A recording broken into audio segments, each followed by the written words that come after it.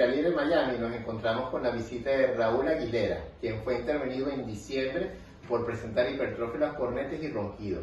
Raúl hoy nos va a explicar cómo se ha sentido después de la cirugía.